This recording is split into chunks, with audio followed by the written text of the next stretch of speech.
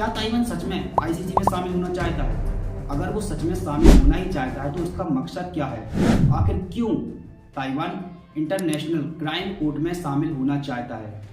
जानेंगे आज की इस स्पेशल रिपोर्ट में। आज की बड़ी खबर के साथ मैं अब्दुल मंसूरी, आप देख रहे हैं इंटरनेशनल अवेयरनेस। दरअसल मामला ये चाइना का है। चाइना के हमलों से बचने के लिए और रोकथाम बढ़ाने के लिए ताइवान आईसीसी में शामिल होने की सोच रहा है। ताइवान के समर्थकों और अधिकारियों का कहना है कि अगर ताइवान आईसीसी में शामिल होता है तो अंतर्राष्ट्रीय कानूनी प्रणाली को सार्वभौमिक बनाने में मदद मिलेगी, जिसकी एशिया में कम उपस्थिति है। और ऐसे समय में ताइवान की वैश्विक स्तर पर भागीदारी बढ़ेगी, जब बीजिंग इसे पूरी तरीके से अलग थलग करने के लिए काम कर रहा है। और ताइवान को इससे एक और फायदा मिलेगा कि अगर किसी भी तरीके से आईसीसी में शामिल हो जाता है तो चाइना के नेता शी जिनपिंग के खिलाफ जांच और उसके लिए वारंट की अनुमति मिल जाएगी। और जो कि चाइना का एक इरादा है कि ताइवान के ऊपर कब्जा करने की सोच रहा है, तो इस इरादे को भी वो तोड़ सकते हैं अगर किसी भी तरीके से आईसीसी में शामिल हो जाते हैं। इसी वजह से वो आईसीसी में शामिल होने की सोच रहे हैं। उधर नए साल के एक दिन पहले यूक्रेन ने रूस के एक इलाके खार्किव पर ड्रोन से हमलों की बारिश कर दी। यूक्रेन द्वारा रूस पर हमला करने के बाद क्रेमलिन ने इसकी शिकायत भी की। और इसी के साथ ब्रिटिश रक्षा मंत्रालय का कहना है कि हमारे सैनिकों की गुणवत्ता में काफ़ी कमी आ गई है, जिसके चलते हमारे रूसी सैनिक बहुत अधिक मात्रा में मारे जा रहे हैं। और इसी के साथ उन्होंने टेलीग्राम पर पोस्ट करके कहा कि मैं समस्त रूसी देशवासियों से कहना चाहूँगा कि आप 2024 में एकता बनाए रखें और सच्ची देशभक्ति जाहिर करें, क्योंकि हमें आने वाले दिनों में इसकी बहुत ज़्यादा आवश्यकता है।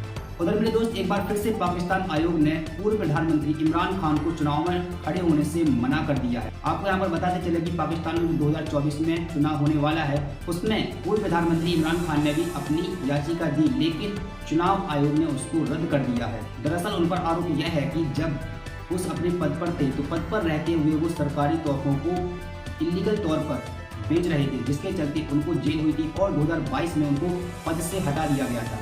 जब से प्रधानमंत्री पद से हटाया है उनको, जब से जेल हुई है, तब से वो कानूनी लड़ाइयाँ लड़ रहे हैं और इसी के चलते उनको फिर से चुनाव लड़ने से मना कर दिया गया है।